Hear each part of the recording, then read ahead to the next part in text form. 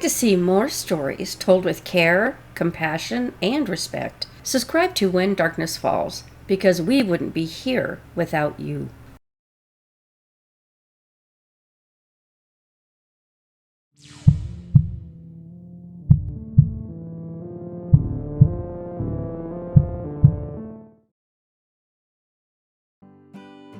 It was a bright June morning in Portland, Oregon. The kind of morning that smells like summer vacation. Damp grass, fresh pavement, and anticipation. For 7-year-old Kyron Richard Horman, June 4th, 2010 was more than just another school day. Today, Skyline Elementary was hosting its annual science fair. The kind of event where kids show off hard work, parents beam with pride, and classroom buzz with the kind of nervous joy only childhood can bring. Kyron's project? Tree frogs. He'd spent weeks on it, carefully printing photos, writing facts in a small, neat handwriting, and practicing how he'd explained it to everyone who stopped by. His stepmother Terri drove him and his baby half-sister in her white Ford F-250 pickup that morning. Inside the school, the air was alive with chatter, laughter bouncing off cedar brick walls, sneakers squeaking on waxed tile. Parents drifted between table lined with science projects, plants, magnets, electricity. Terri stopped Kyron in front of his display. She lifted her camera, click. This would be the last photo anyone would ever take of him. By 3:30 that afternoon, when Kaine, his father, stood in front of the bus stop like normal, Kyron never stepped off. And by nightfall, Oregon was facing what would become the largest missing child search in the state's history. To understand how this day had unraveled, we need to understand who Kyron is first, and what kind of world surrounded him. Kyron Richard Horman was born September 9th, 2002. He came into the world bright-eyed and curious in Portland, Oregon, the only child to Desiree Young and KaineHorman. Even before his birth, their lives had already taken some sharp turns. Desiree had been struggling with serious kidney issues, a condition that would become to shape the family's dynamic in painful ways. She loved Kyron deeply. Her illness often meant long hospital stays, endless tests, fatigue that made daily parenting impossible. Kaine had stepped in, taking care of Kyron and being his primary caregiver. But Desiree never disappeared from his life. She called him often, sent letters, drew little doodles on his birthday cards. Every visit was precious to her, a chance to make up for the lost time. And through it all, Kyron never doubted how loved he was. By 2007, Kaine had remarried to a woman named Terri Moulton, a substitute teacher who seemed, at least on paper, like a stabilized force. She was outgoing, active in PTAs, and described by friends as hands-on mom. The family expanded again in 2008 with the birth of baby Kyra. On the surface, they looked like the perfect blended family: a bright, hardworking dad, devoted mom, a loving older brother, and a baby who brought everyone together. Neighbors saw them on walks. Terri was often at school, volunteering in classrooms and helping organize events. But under the surface, something was shifting. Kyron thrived at the Skyline Elementary School. Teachers described him as quiet, curious boy who lifted up when he learned something new. He loved reading, animals, and anything that had to do with science related. He wore glasses that made him look older than his age, but his smile was pure childhood. He once told his mom he wanted to become a police officer when he grew up. Strange, isn't it? How something as ordinary as a Friday morning at school can become the last normal moment of someone's life. Friday, June 4th, 2010. The day began like any other, but this day, at sunset, Portland would be changed forever. Terri said she walked with Cameron through the exhibits until about 8:45 a.m. She then watched him walk down the hall toward his classroom. That, she insisted, was the last time she saw him. But Kyron never made it to his desk. At 3:30 in the afternoon, Kaine waited at the bus stop, but Kyron wasn't among them. And at that moment, calls started flying to schools. The Skyline Elementary had called 911 to report Kyron missing. Also, to Desiree, nobody knew where he was. That evening, as daylight dimmed over the forest park, parents, teachers, and police searched every classroom, every hallway, every patch of nearby woods. Within hours, over 130 people had joined the effort. Flashlights cutting through the trees, dogs on scent trails, voices echoing Kyron's name into the dark. Within days, the number would swell to over 1,300 trained searchers, helicopters, divers, mounted patrols, boats scanning Sauvie Island. It became the largest search in Oregon's history. But nothing turned up. No footprints, no clothing, not even a dropped pencil or backpack. It was as though Kyron had just disappeared in thin air. All they had was just a photograph, a 7-year-old boy standing proudly beside the project of tree frogs, and the family whose lives were about to fracture in ways that you could never imagine.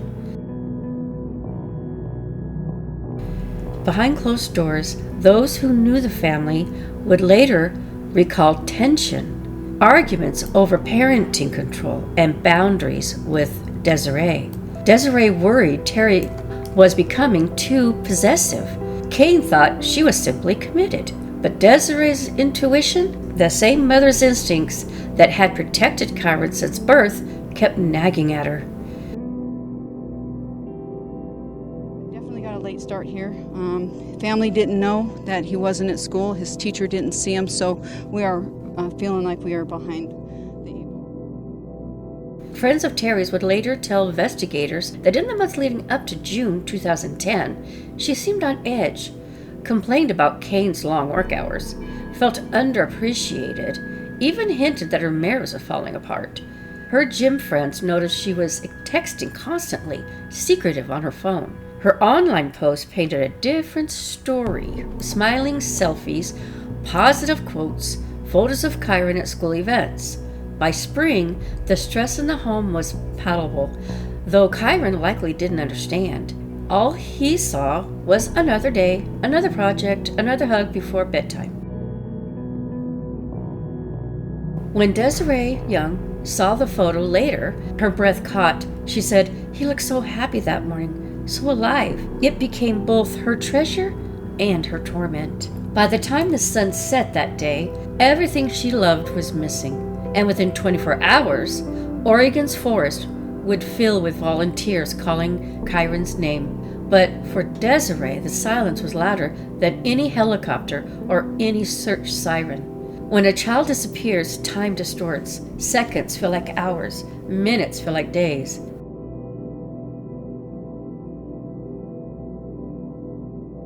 First night that Horman's family began living in split reality, one half in shock, the other denial. But by midnight, hope had shifted to fear. Police set up a command post. Volunteers scoured the inch of Skyline grounds. Parents huddled together under the umbrellas, whispering prayers they didn't want to speak out loud. And for Desiree, she is miles away. One phone call would shatter her world. Kyron's missing. She drove through the night from Medford to Portland, tears clouding her vision. That drive, she'd later say, felt endless. Every mile an ache, every exit a what if. Was last seen by his mother at school walking to his classroom after a science fair. Today, police in Oregon are expanding the search for a missing 7-year-old boy. They are also asking for any photos or... there's always an off chance that he wandered off and he was just fine. He just got lost and somebody picked him up and was trying to help him out. Police in Portland, Oregon this morning say that they're still concentrating on the area where he was last seen. It has been nearly a week since Kyron Horman vanished from his elementary. And authorities have been following up now on more than 1,200 tips. Officials admit the clock is ticking. Here with me today is KaineHorman, Terri Harmon, Tony Young, and Desiree Young. And remember, they stand together here today as a family. All our families, keep your prayers and thoughts on our little boy, because you never know the type of information that can come back to us and we can find him. So with that being said, Tony, can you come on down here? Hello, my name is Tony Young, and I'm Kyron's stepfather. The family's asked me to speak on their behalf today. I would just like to say, Kyron, we miss you, we love you, and we need you home right now. We're doing everything we can to work with law enforcement and the search and the rescue crews to make sure that you can get back to us as soon as possible. We want to say how much we appreciate the outpouring of love and support, prayer and thoughts as we wait for you. Hi, I'm Kaine. I'm Kyron's father. We want to thank the community, the parents, the children, bus drivers, and all of those who are being interviewed multiple times to help find Kyron. Thank you. We as the family know how difficult and stressful this is, but your memories and statements can help us find Kyron. We will never be able to thank you enough for that help. Finally, we would like to thank the media. If it was not for you showing Kyron on every newscast, printing his story in the papers, his face would not be known to everyone. People from around the nation have seen his picture. This helps tremendously. Please help us bring Kyron home.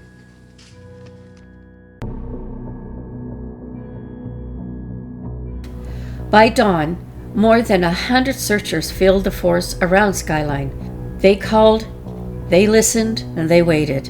But Kyron never answered. The story of the bright boy with a tree frog poster was about to become Oregon's most haunting mystery. Terri later told investigators she stayed with him until about 8:45. She claimed she walked him down the hall toward the classroom and turned to leave. She had to run errands. To soothe her daughter's earache, Terri said she drove to Fred Meyer's store to pick up some medicine for her, what she needed. When that location didn't have what she needed, she went to another Fred Meyer's across town. There was a gap, though, of time she couldn't fully explain. A 90-minute window where no one could verify exactly where she was. When investigators asked, Terri said she was just driving around, that the motion helped her daughter sleep, the only thing that would calm her down. But while she was on the road, her phone pinged near Sauvie Island, miles away from both stores, and a place that would soon become the focus of the largest searches in Oregon's history. His teacher marked him absent, assuming he was at the doctor's appointment. No call was made home. That day drifted on. Terri said she dropped by Fred Meyer's around 9 in the morning, emailed teachers about the science fair, then went to the gym about 11:30. Nothing unusual, at least on paper, but something about the timeline would soon unravel everything. Terri told police she left the school, ran errands, and never saw him again. Detectives asked Terri if she'd be willing to take a polygraph test. She agreed without even hesitation. But when the results came back, she failed. So she took another one. She failed that too. Terri later claimed the tests weren't accurate, that stress made her incoherent, and that she hadn't slept, and that her partial hearing loss made it hard for her to understand the questions. She said she had to read lips just to keep up. Detectives weren't convinced. Witnesses could place her exact location for a large part of the morning. Phone records didn't align neatly with her timeline, though. And one particular gap was 10:10 a.m. to 11:40 in the morning. Became a black hole and unanswered questions. Where was she? What is she doing? And why was her friend Dee Dee Spencer unreachable for those exact same hours too? By 9 p.m., search teams were exhausted. Rain began to fall. Parents who joined the search trudged home empty-handed and heartbroken. Posters started appearing in store windows across the city. The same photo of the science fair. Kyron's shy smile behind that thick glasses. Thousands of copies, thousands of eyes now searching for that one little boy. The night of the community gathered. Candles flickered in the rain, lighting up the sidewalks and front porches. People prayed, held hands, and whispered his name. Portland had always prided itself of being small, safe, and close-knit, but now it felt different, uneasy, because a child could vanish inside of a school. How could this happen? Surrounded by teachers, my parents, my classmates. What did that say about anyone's safety? Portland news channels broke in with updates. The photos of Kyron, glasses, the CSI t-shirt flashed across every screen in Oregon. And yet, for all the coverage, for all the manpower, there was no trace. Days turned into weeks. Each press conference brought more questions.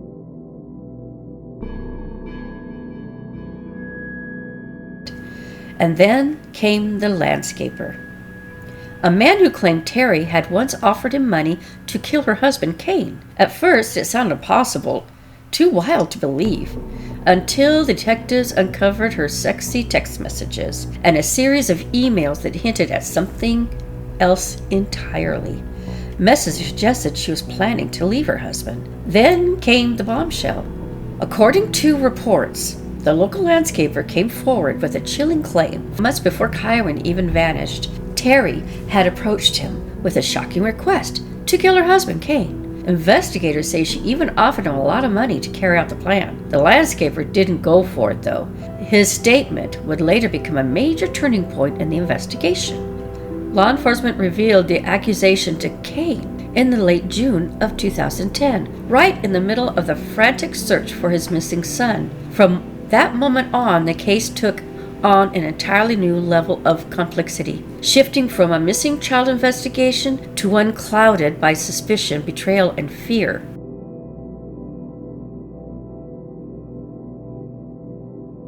Hello, I'm Tracy Barrett. And I'm Joe Donlin. First at 6, the Kyron Horman investigation takes another turn. Now a reliable source tells News Channel 8 officers were prepared to arrest stepmom Terri Horman for hiring a hitman to kill her husband. More than a month after 7-year-old Kyron Horman disappeared, the focus remains on his stepmother, Terri Horman. Detectives aren't saying that Terri is a person of interest or suspect in the case, but a reliable source tells News Channel 8 that police were prepared to arrest Terri for plotting to kill her husband, Kaine. Terri offered to pay a landscaper for the murder, saying Kaine had hurt her emotionally, and that an undercover detective accompanied the landscaper to Terri's home on June 26th. The source goes on to say that if Terri had implicated herself in trying to arrange Kaine's murder, police would have arrested her. The landscaper was wearing a wire, but sources say Terri suspected something was up and cut the conversation short. Desiree already was weary of Terri. She said openly she believed Terri knew what exactly happened to her son. Terri denied it all. She said she left Kyron at school that morning, and she believes he was kidnapped by somebody. Within days, Kaine packed his bag and left the house, taking his baby girl with him. He filed for a divorce and for a restraining order. Police had warned him that he might be in danger. Terri Horman to fully cooperate with the investigators to bring Kyron home. Know where Kyron is? Hey. Do you know where, Terri, do you know where Kyron is? Desiree and your husband are saying that you know where Kyron is. While the public keeps watch for any sign of Kyron, the boy's birth parents are focusing on his stepmother, Terri. KaineHorman just revealed to CBS News what he believes about his wife's fragile emotional state since their daughter was born a year and a half ago. I think there was some postpartum depression involved. Sort of shut down and withdrawn, or angry, and A little bit of everything. During the same interview, Desiree Young shared for the first time that she knew Terri was unable to account to police for her actions for several hours on June 4th, the day Kyron went missing. I can tell you what I ate that day, and she can't tell you where she was. Terri couldn't clearly account for where she had been, and investigators began to believe that whatever happened to Kyron, if it happened at all that morning, happened inside that gap. Now that gap, those missing 90 minutes, became the center of everything, and soon another name had entered the picture, which was Dee Dee Spencer. She's a close friend of Terri's, loyal, private, and suddenly a part of the timeline that no longer made sense. On the very same morning Kyron vanished, Dee Dee co-workers said she abruptly left gardening job. No warning, no explanation. She just left. When she returned, she acted like nothing had happened. When detectives questioned Dee Dee, She had simply been working alone. Phones off, unaware of the chaos unfolding across Portland. Investigators didn't buy it. While the world searched for Kyron, Terri disappeared into silence. Desiree grew angrier each day that passed. She stood before microphones and begged, "Tell us where he is, please." But Terri said nothing. Her lawyer advised her to stop speaking publicly, citing media distortion. From that point forward, Terri's disappeared into a life of shadows. 7-year-old Kyron Horman has been missing for 2 months, disappearing from a most unlikely place, his elementary school in Portland, Oregon. Since then, the investigation has focused on a most unlikely person, Kyron's own stepmother. Are there any new leads at all? Many. Lots of Anything news. you can talk about or share that? No. However, seemingly the most unlikely person is still the focus of this investigation, Kyron's own stepmother. Pictures she posted on Facebook would suggest they had the perfect family, a trip to Disneyland, dressed alike on Halloween, family vacations. But KaineHorman says Terri is not the woman he married.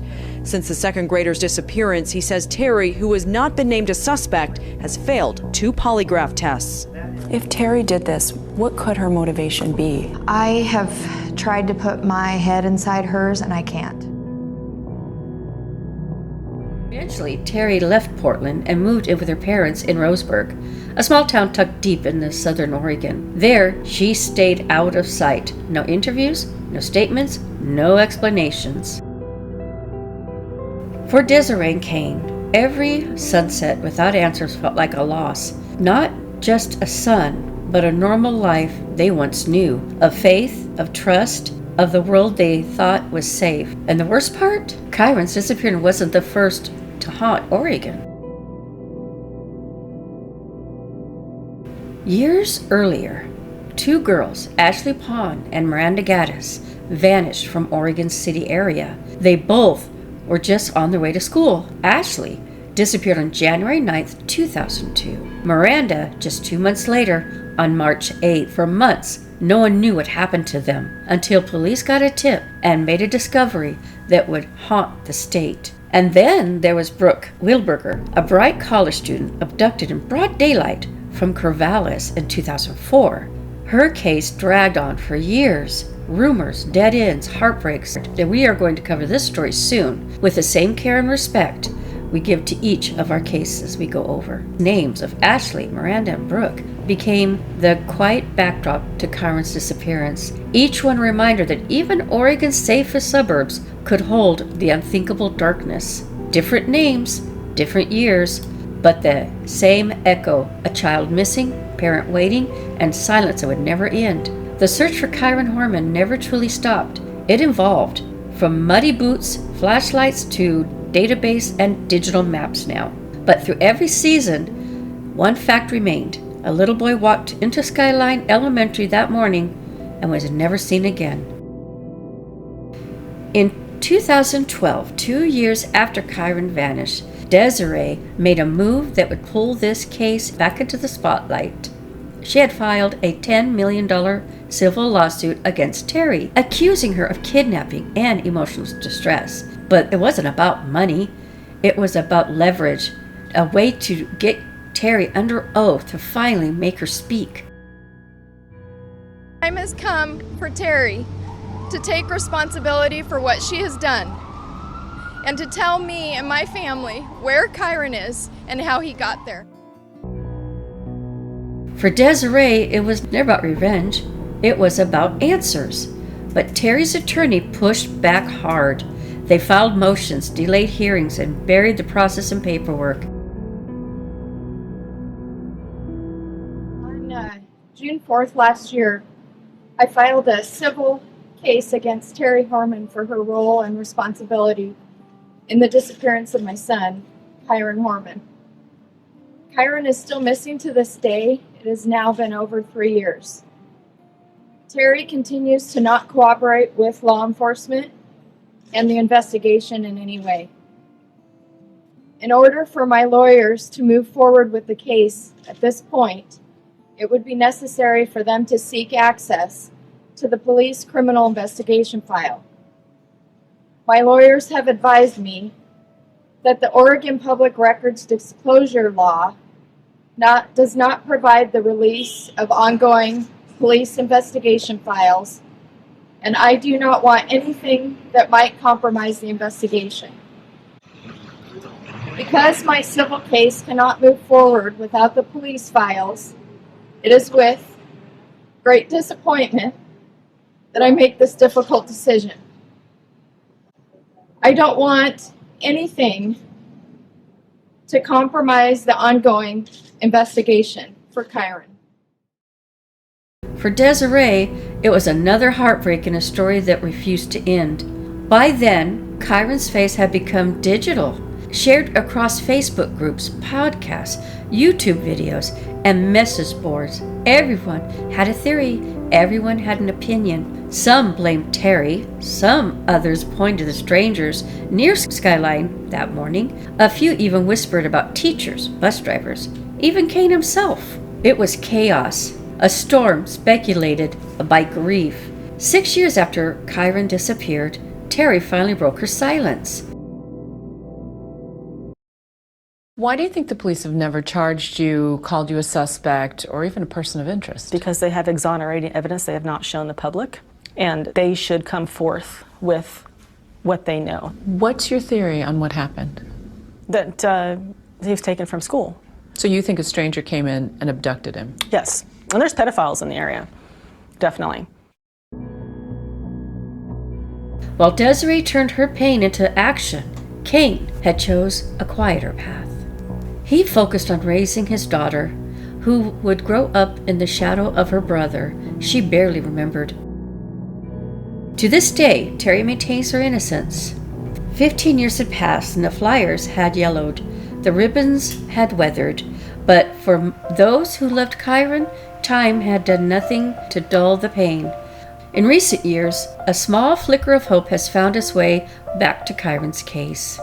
The Monoma County Sheriff's Office, the District Attorney's Office, and even the FBI's Behavioral Analysis Unit have joined forces, working together to digitalize every file, every report, every interview. Thousands of pages once buried in boxes are now searchable, traceable, ready to be examined again through the lens of modern technology. And the $50,000 reward still stands, a constant reminder that the case is not cold. Today marks 9 years since my son, Kyron Horman, disappeared. It has been 9 years of not knowing where he went or what happened to him. 9 years without hugging him. 9 years without his smiles or his laughs. 9 years without his love. My heart is broken. But the truth remains buried somewhere between suspicion and silence. No arrests, no discoveries, just more questions. The unbearable possibility of tomorrow might bring the answer. For law enforcement, the Horman case became a legend. The largest search in Oregon history, thousands of man-hours, no body, and no suspect to charge. Desiree said, "Someone out there knows what happened to my son, and I will never stop looking until they speak." Now I can tell you that we've narrowed it down to less than 100 acres. So it's a huge amount of progress with all the searches that we've done, whether it's law enforcement or private. We've been able to get to a point where at least I feel better. I don't look at all those rolling hills and think we're looking, as far as the eye can see. We're not. We're looking in key areas, and we've narrowed it down. Where have you narrowed it to? I can't say that. Even the safest places, like school, can hold the darkest secrets. His story has also inspired families nationwide to have harder conversation about safety, trust, and what to do if something feels wrong. And in remembering Kyron, we'll remember them all. Kyron should have grown up, graduated, fallen in love, traveled, built something of his own. Instead, his story became a reminder of how fragile the world can be, but also how strong the human heart can become in the face of it. So if you have any information about the disappearance of Kyron, please contact the agency listed below. Even the smallest detail could help bring answers to his family and bring Kyron home. Someone, somewhere, still knows the truth.